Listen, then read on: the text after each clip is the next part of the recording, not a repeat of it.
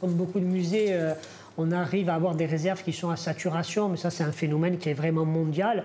Pourquoi? Parce que la notion de patrimoine, elle s'étend de plus en plus. Et puis aussi, le fondement du musée, c'est non seulement de conserver ses collections, mais aussi de les enrichir. Dans le lexique des conservateurs de musées, quand on achète des œuvres, on appelle ça faire des acquisitions. Un shopping pas tout à fait comme les autres. Beaucoup de gens croient qu'on se balade avec un chéquier et qu'on peut acquérir des œuvres comme on achète un paquet de lessive. C'est en fait beaucoup plus compliqué. À chaque fois que le musée de Bastia veut compléter ses collections, Sylvain Grégoire doit suivre une procédure bien précise et présenter un dossier d'acquisition à la Direction régionale des affaires culturelles. Son but, démontrer que cet achat est pertinent par rapport aux thématiques abordées au musée.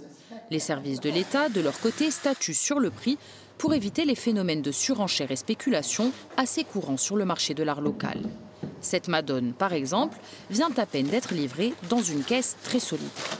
On est ici devant le cas d'une sculpture qu'on a achetée en vente publique en Italie.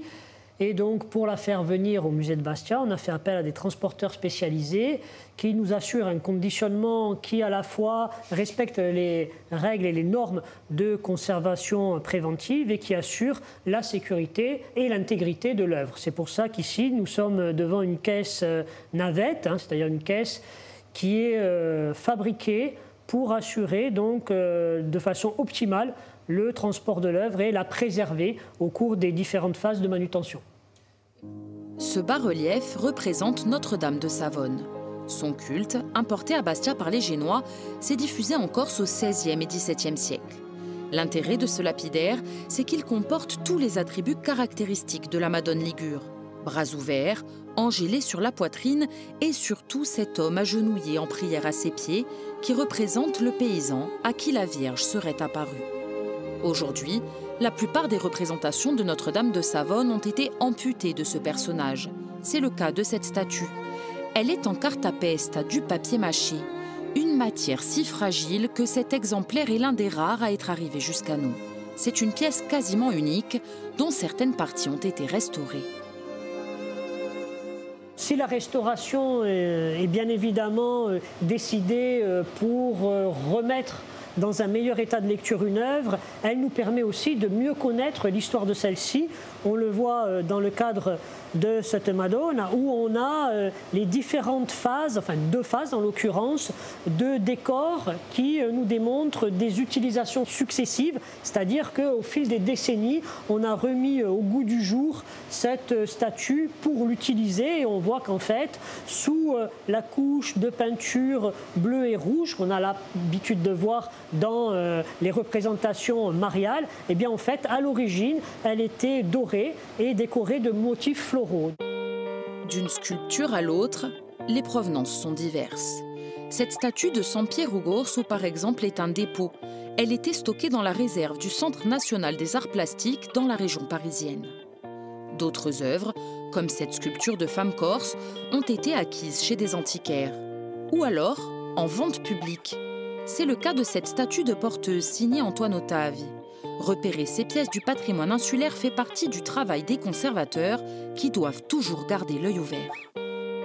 De nos jours, grâce à Internet, évidemment, on a des alertes. Ça nous permet de savoir, grâce à des mots-clés, ce qui sort sur le marché de l'art et qui peut potentiellement nous intéresser ou intéresser un des autres musées de l'île.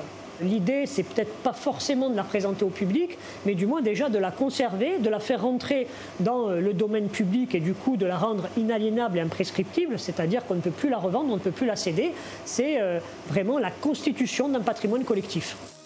Pas étonnant donc que les réserves soient peuplées de grandes figures bastiaises. Ici, dans son uniforme d'officier de la marine, Luce de Casabianca. Là, Salvatore Viale.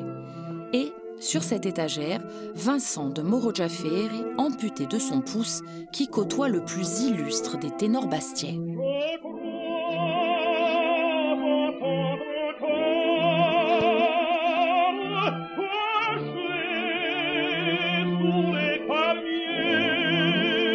Ce buste de César Vezzani, effectivement, n'avait pas vocation à être pleinement une œuvre d'art, puisque c'est la maquette du buste qui est de nos jours visible en haut de la rue César Camping.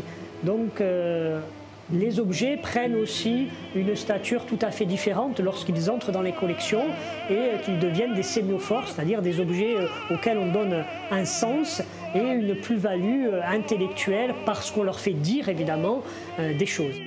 Autre sémiophore, cette maquette en modèle réduit de la statue de Napoléon, place Saint-Nicolas.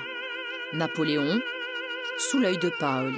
Ces deux icônes insulaires devraient bientôt rejoindre les collections permanentes du Palais des Gouverneurs, qui doit devenir musée de l'histoire de la Corse. Et un musée qui n'enrichit pas sa collection, c'est un musée tout simplement qui est en train de mourir.